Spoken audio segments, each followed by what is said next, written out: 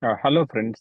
In this session, I'm going to talk about what are the Selenium WebDriver wait strategies, like implicit, explicit, fluent wait, page timeout, thread.sleep, and script timeout, etc. Let's get started. So, what is the purpose of wait commands? Wait or synchronization commands will play the crucial role in test automation. If there are no wait commands, Selenium commands won't wait until page or web elements on the page is completely loaded. Therefore, WebDriver will look for an element. If element is not found, your test will fail. And this is one of the reason for the flaky test in test automation. So in order to overcome this challenge, we need to use wait. You need to use wait strategies wisely. And also, you run into, you know, this element is not visible exception without using wait commands. This occurs quite frequently if there is a delay in web element loading. All right. So now let us get into what are the types of wait commands that we have in Selenium WebDriver.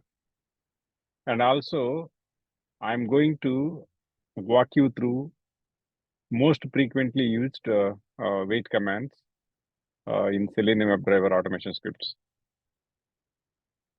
Already. So let us talk a little bit about implicit wait. So in implicit wait, if you instruct Selenium WebDriver wait for 5 seconds, it will return the error if element is not found within the 5 seconds or at 5 seconds. If element is found within the specified time, execution will be continued with the next steps. Otherwise, it will throw an exception. And this can be used after every statement if that is required. And also you can mention the time to be waited. And now let's move to the explicit wait. In the explicit wait, Selenium will evaluate the specified condition and wait until the condition is true or mentioned time duration is elapsed. And there are a lot of expect conditions to check the element state while using explicit wait, right?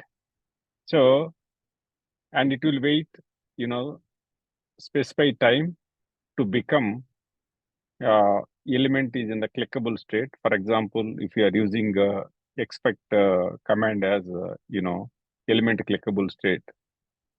And within that time, if the element is not clickable, it is going to throw an exception. Otherwise, it will wait until the element is clickable and then click on the element and move forward with the next steps. And now let's move to the fluent wait. In fluent wait, it will look for a web element repeatedly. If you mention the polling method, like, uh, 10 milliseconds or 20 milliseconds, whatever the, or 1 second, whatever you mention in the polling method, it will keep, repeatedly checking for that element is available to click or element is displayed until the time is elapsed. Say, for example, my polling time is, 1/4 second, and my total time, my total elapsed time is 10 seconds, right?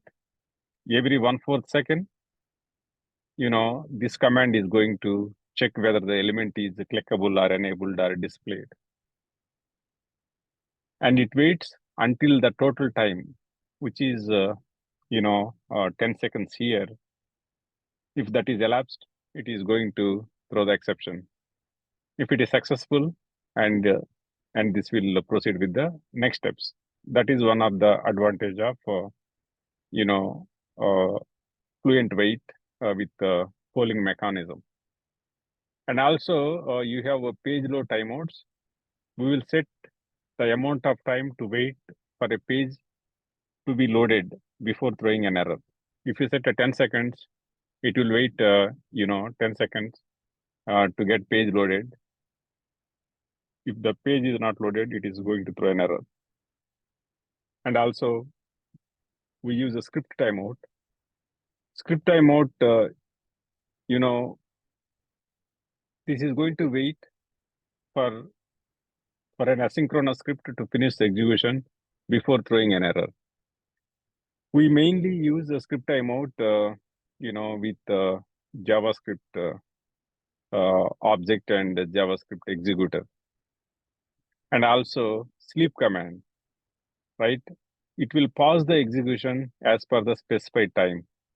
So, for example, if you are using thread.sleep and passing 5 seconds, it is going to wait 5 seconds before proceeding with the next command. So we frequently use thread.sleep, during our test case development to make sure that we are waiting enough time before proceeding with the next step. But this is not recommended whenever you are executing test cases from CI/CD or any batch execution.